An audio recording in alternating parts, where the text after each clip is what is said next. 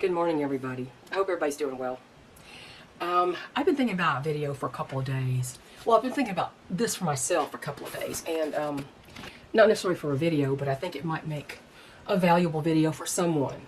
Hopefully the light is not too bad. I have to get close to the house because if I go out there, the light will be right in my face. I was thinking a lot about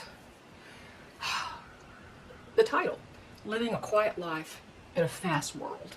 And that's pretty much what I've been doing for a long time. I have a YouTube channel, yeah. I've had several over the years. I have 3 currently, but the others are not really that active. And neither's this one currently.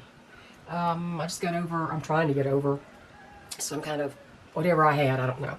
My voice is still weird. I have coughing fits where I choke and my eyes just stream water. It's just horrible, but hopefully I can hold it together for a little while to make this video. When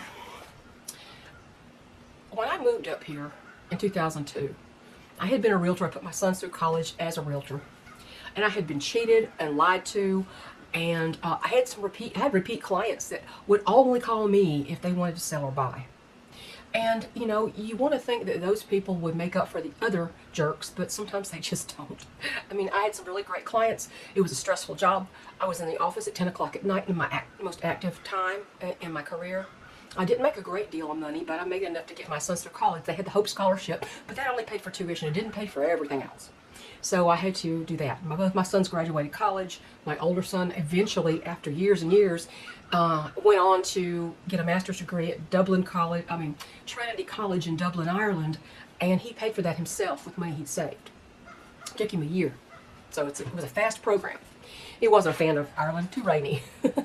But beautiful, but too rainy. Anyway, when I decided I had to get out of there, I had to get out of the suburbs. Lived in Gwinnett County, Georgia. At the time we moved in there in the 90s. It was late 90s, I guess. It was okay. I think we lived there for 5 years, and the county was growing so crazy, and I was tired of my job. I was done dealing with the public. And so we began to look for a place we could go and pretty much hide. This wasn't we decided to homestead. We didn't. I just wanted to hide. I wanted to get away from people. I wanted to live in a more quiet, private place, and we found this place. It was an estate, been vacant for 6 months, had leaks and everything, pipe you could have. But we bought this, and we, over the years, have made it our own. So we've been here 22 years. And from time to time, I would feel like the itch to just go somewhere else. But eventually, a couple of years ago, we paid off our mortgage a dozen years early. We'd already purchased with cash the other 2 lots next to us, so that we have basically a land island. There's a little road all the way around. We don't butt up to somebody else. Technically, the property lines meet in the middle of the road, the way they've done it. But there's an easement, right? So we eventually caught on to the homesteading lifestyle and got chickens, and you know, and we've cultivated gardens and done all this stuff, right? But we don't socialize. My family, I could probably count on one hand the number of times our relatives have been up here, other than my 2 sons. They don't come this way because even though it's the same distance for them to go here as for us to go there, and it's easier for some of them who are in the middle of hustle and the craziness of living in the cities and suburbs.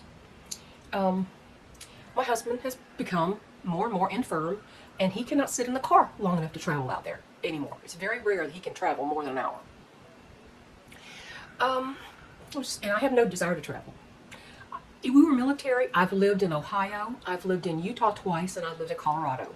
One son was born in Colorado. My younger son was born in Ogden, Utah. And I love the West.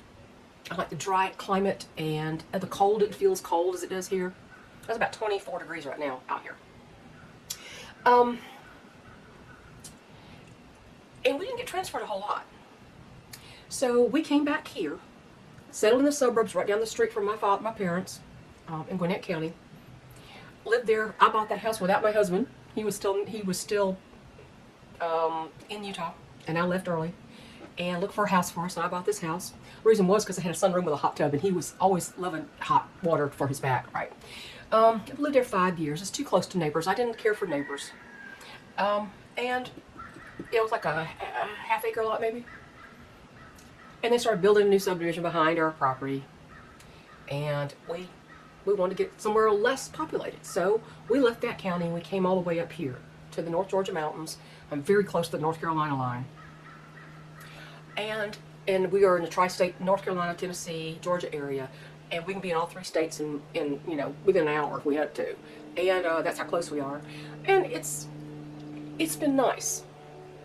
It's been quiet, peaceful. Well, quiet. Country's not always silent. There's equipment, there are tractors, there are generators, there's gunfire with people target shooting and shooting varmints and all that kind of stuff. So quiet's a relative term. It's country quiet. A lot of times you walk outside and you can hear nothing except birds singing. It's wonderful.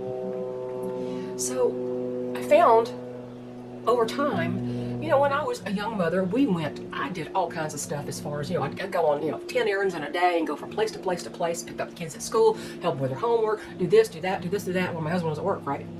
And I loved going places. I loved going to, places and shopping and doing all kinds of stuff. I didn't spend a whole lot, but I think I spent more than I should have way back then, because I really didn't have a lot of anything else other than my kids.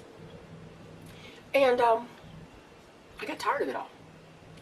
And when we found this place, it was pretty private. My son, when first time he saw it, he says, my father-in-law said, "How did you find this place?" I said, "Well, a realtor found it. I would never have found it." My son said, "Yeah, you live in Bumble Squat, USA." That's not that remote.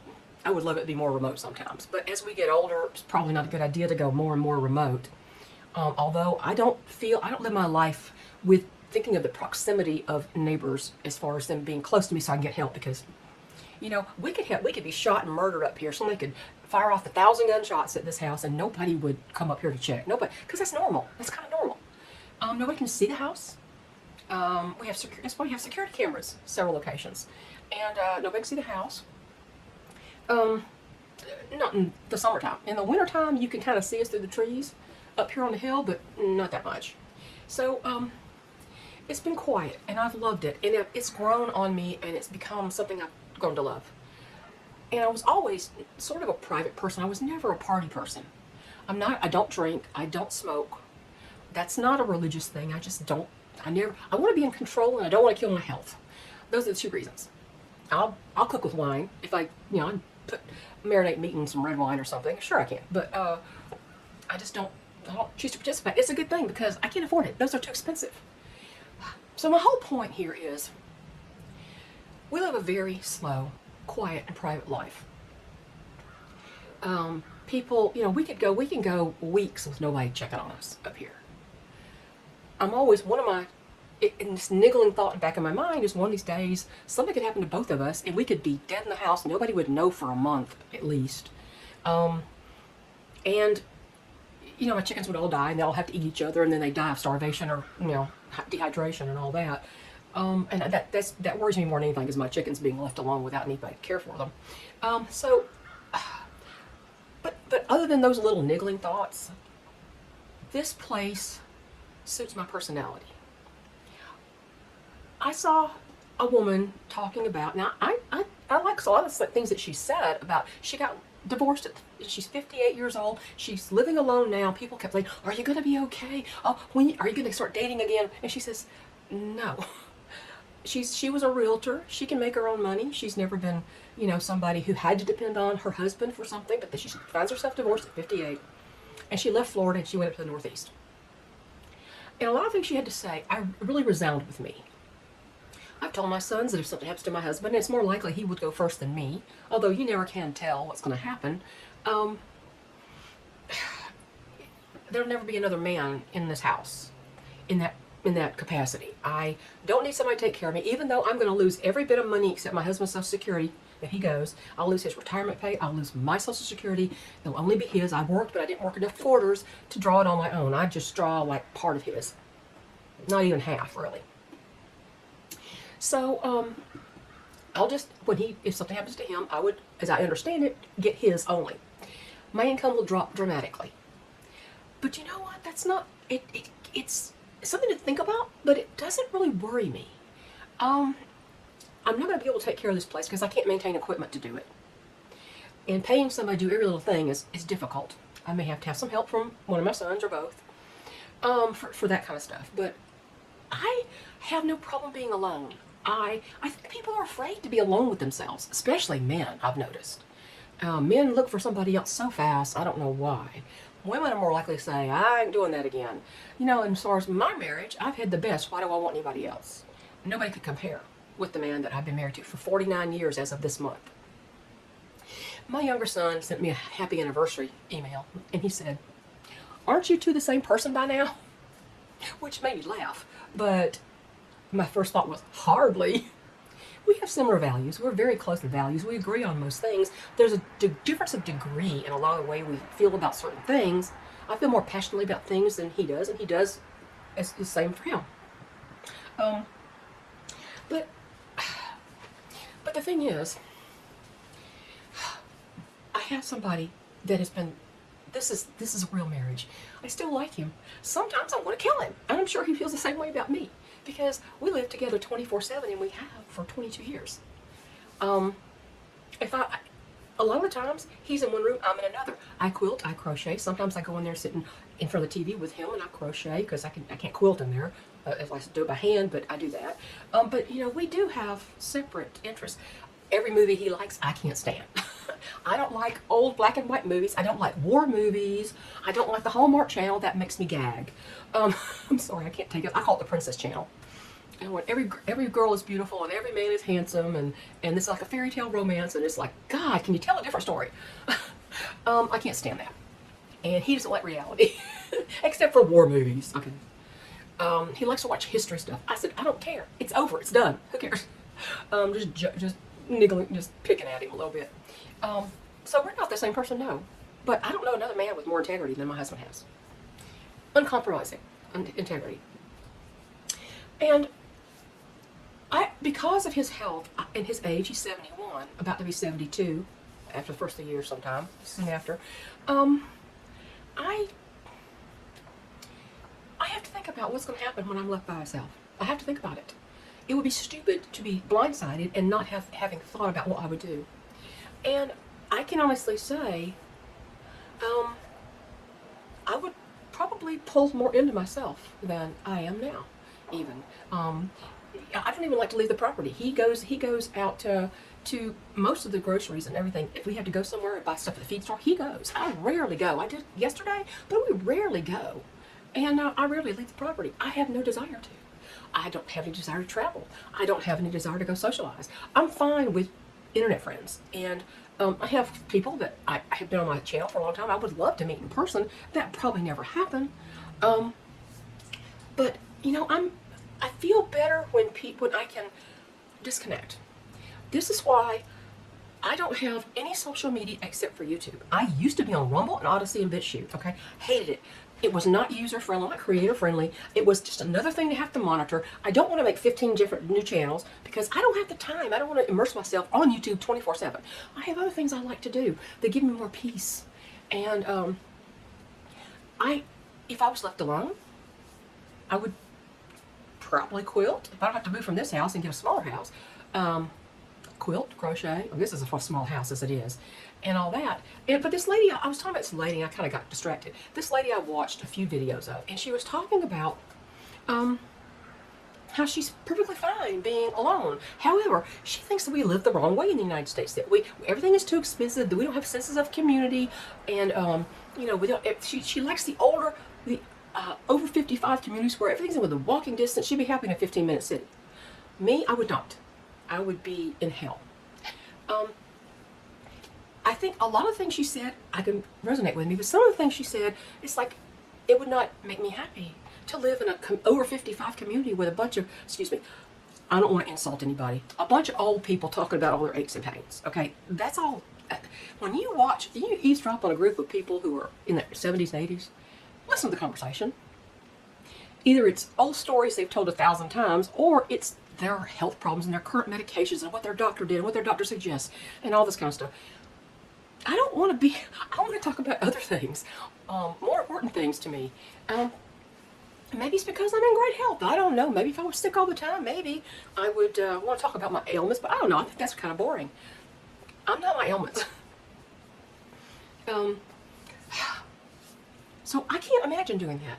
I told my sons one time, I said, don't you ever make me go live in assisted living. I said, if I have to be in a wheelchair, wheel me out into the deck and let me look at Watson Mountain a few times. Let me look at it. Let me watch the sun go down. Then wheel me, put a mosquito net over me and wheel me back in at night. You know, don't make me leave my peace, my happy place. Don't make me leave. And this is the woman who's talking about how we don't live right in the United States and how, you know, people have these big houses and a societal mindset and all. It's like, you don't have to have society's mindset. Who said you had to go with that? And leaving the country, going to Thailand is not the answer. I don't have any desire to go to a foreign country. And yeah, maybe they live differently, but guess what? They also probably not as free as we are here. Even though they're trying to get rid of our freedom, but we're going to fight for that. And I've talked about political things on my channel from time to time. I'm human. I get upset. I get ticked off, really, more than upset. I get ticked off. And I rant. But, you know, I don't want to be just another voice in an echo chamber saying the same things that 50,000 other creators are saying. Yeah, you know where I stand on those things. I agree. I've never taken back anything I said. But do I want to immerse myself in that all the time? This is why I don't belong to a Patreon. I don't pay for my information.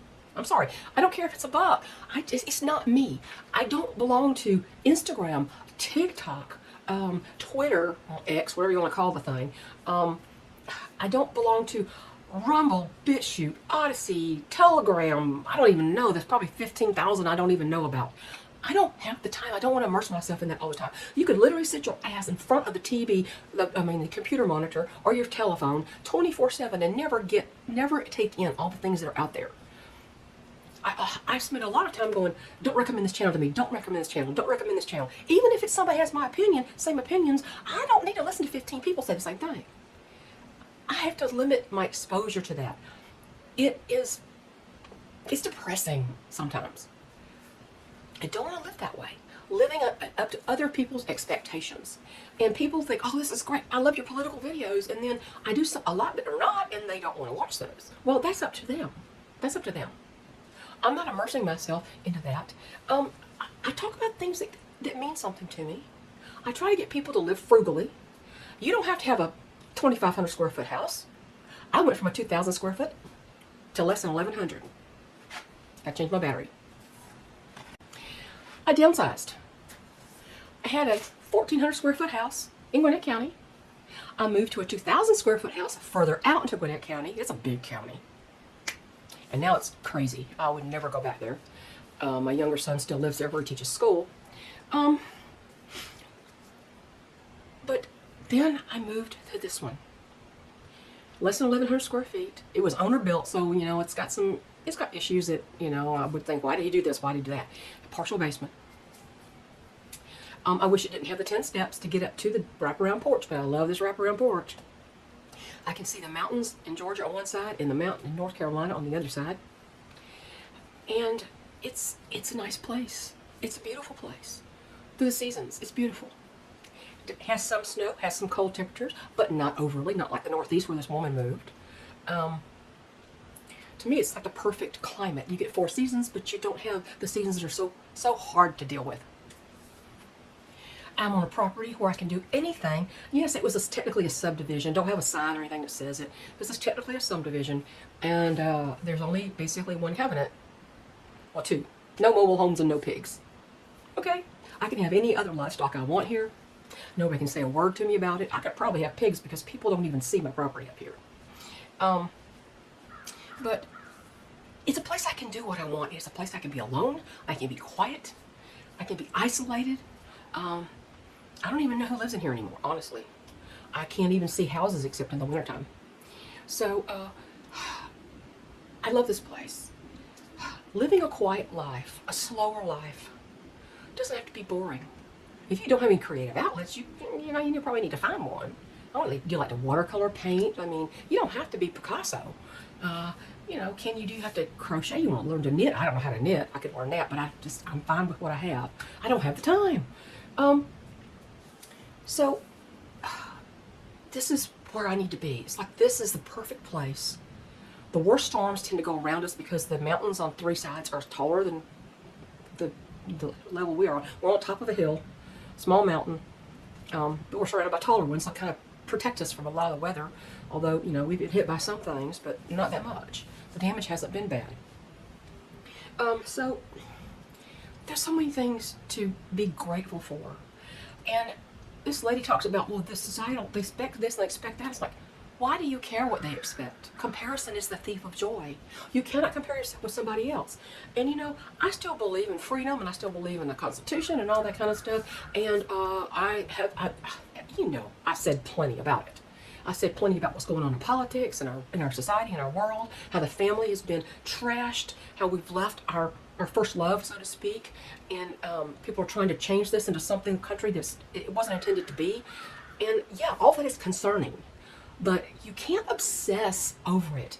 You have to kind of take a step back and say, okay, so they want me to have a new car and I have to have the newest iPhone and, you know, unless they get rid of landlines, which a lot of states are trying to, a lot of carriers are trying to get out of the agreement that you have to provide home landline service.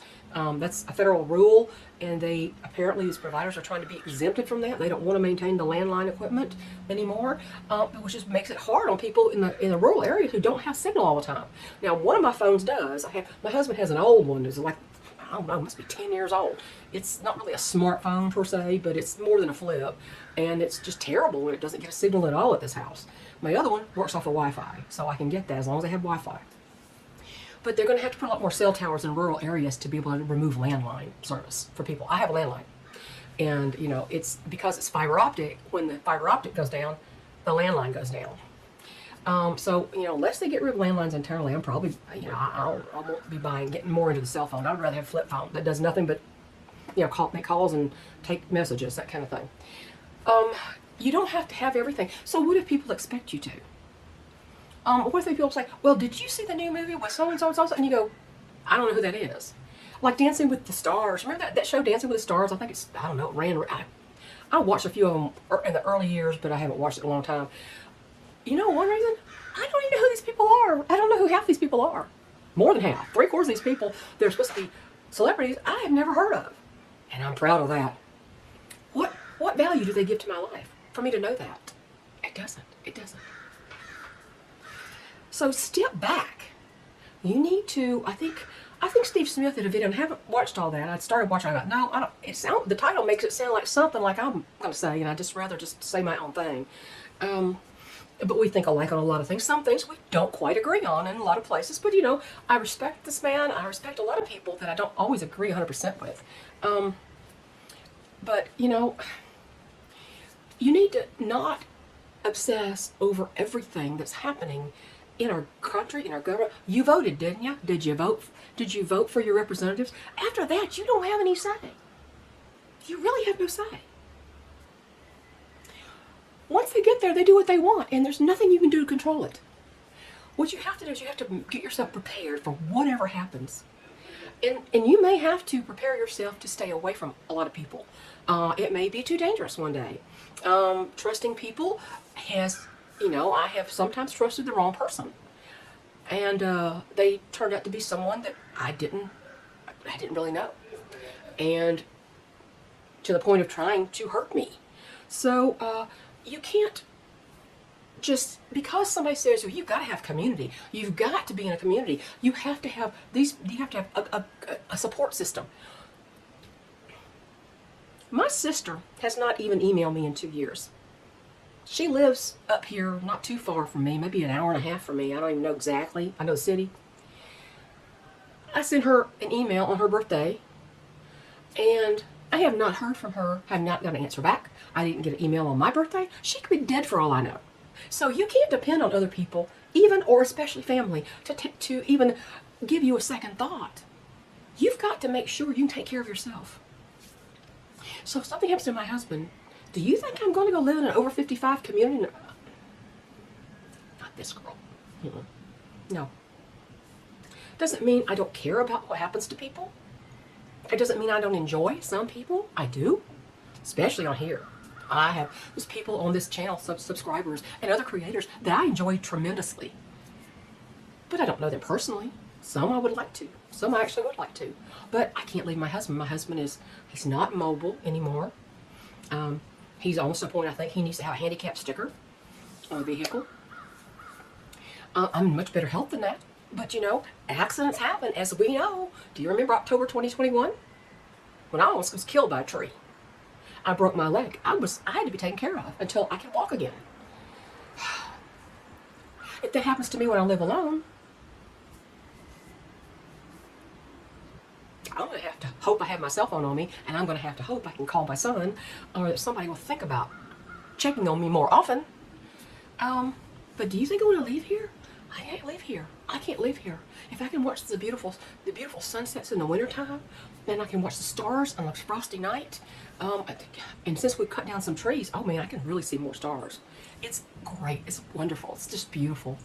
I don't want to go somewhere where the city lights and suburban lights and the noise interrupt my thought process.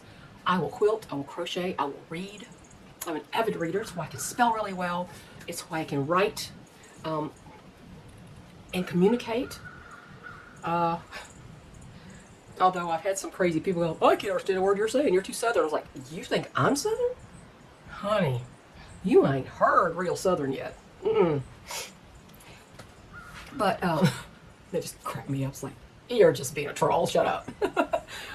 So I don't know what you're trying. If you understand what I'm trying to say, you're going to, in emotional self-defense, have to learn how to live a more quiet, solitary existence, most likely, at some point in your life. Whether your marriage ends, or you just, some reason people move away and you don't have your former support system, something, you're going to have to learn to live alone with yourself. One change I'll probably make is I'll get me another dog to be my eyes and ears, to be extra security for here. But I can't see really changing a lot of the way I live, except I'll have to hire people to cut grass and things like that. I'll have to hire a lot of people. I don't know if I'll have the money for it, but I don't have a mortgage. And these people keep saying, well, you know, the houses are too big and people can't pay for their houses. Like, you don't have to live in a big house. You can buy a small house in this country. I mean, people live in tiny homes. I don't know how anybody with hobbies lives in a tiny home, but a lot of people do. I don't know about a tiny home. I don't want to live in a tiny home. I want to live in a small home. And I think 1088 square feet is a small home. And in considering a couple things inside the house, it actually probably boils down to less than that. Probably the actual square footage I can actually manage is that I actually have, because the way that it was constructed is probably more like 950. So I can live in a small house. This is small. I don't need to go. It's paid for. It's paid for. My taxes are ultra low. My taxes are very low. My property taxes. Homeowners insurance is not terrible. I'll pay off a car I had to get the newer vehicle. I can pay that off early. And I don't have any mortgage. So I think I'll be okay. I want to try to get that car paid off before I have to live only on one income, one smaller income. We are all fixed income. We paid off the mortgage on a fixed income. You don't have to buy a bigger house. I got a house smaller than the last two I lived in, and less expensive than the last two I lived in. So you can do it. Yeah, you can do it. But you have to make choices.